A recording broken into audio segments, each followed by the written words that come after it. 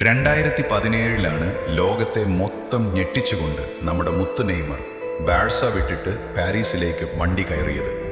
അന്ന് മെസ്സിക്കയുടെ തണലിൽ നിന്നൊക്കെ മാറി സ്വന്തമായിട്ട് ഒരു സാമ്രാജ്യമുണ്ടാക്കാനും ആ ബാലൺ ഡിയോർ അങ്ങോട്ട് തൂക്കാനുമാണ് മൂപ്പര് നോക്കിയത്. പാരീസിലെത്തിയപ്പോൾ പടച്ചോനെ, അവരൊക്കെ ഒരു രാജാവിനെ പോലെയാണ് നെയ്മറെ സ്വീകരിച്ചത്.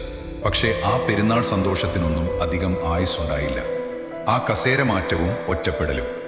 തുടക്കത്തിലൊക്കെ നെയ്മർ തന്നെയായിരുന്നു അവിടുത്തെ മെയിൻ ഐറ്റം. പക്ഷെ പതുക്കെ മാനേജ്മെന്റിന്റെ കണ്ണ് മാറി.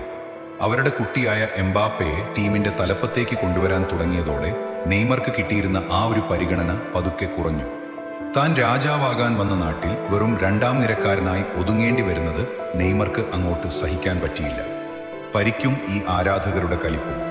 നെയ്മറെ സംബന്ധിച്ച് ഏറ്റവും വലിയ പാര പരിക്കായിരുന്നു ഒരു പതിവായി. ഈ സമയത്ത് ക്ലബ്ബ് കൂടെ നിൽക്കുന്നതിന് പകരം പലപ്പോഴും കൈവിട്ടു.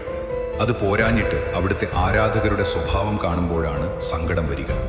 ഗ്രൗണ്ടിൽ നെയ്മർ പന്ത് തൊടുമ്പോഴേക്കും സ്വന്തം ആൾക്കാർ തന്നെ അടിക്കാനും കൂവി വിളിക്കാനും തുടങ്ങി.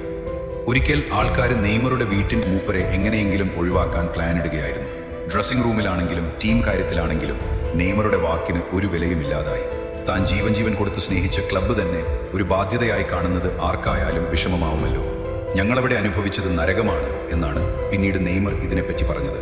അങ്ങനെ 2023 ആ വലിയ പ്രതീക്ഷകളൊക്കെ പാതി വഴിയിലിട്ടിട്ട് നെയ്മർ സൗദിയിലേക്ക് വിമാനം കയറി. ലോകം കണ്ട ഏറ്റവും വലിയ കളിമിടുക്കുള്ള ഒരു സുൽത്താനെ അർഹിച്ച സ്നേഹമോ ബഹുമാനമോ നൽകാതെ പാരീസ് അവിടുന്ന് പടിയിറക്കി വിടുകയായിരുന്നു.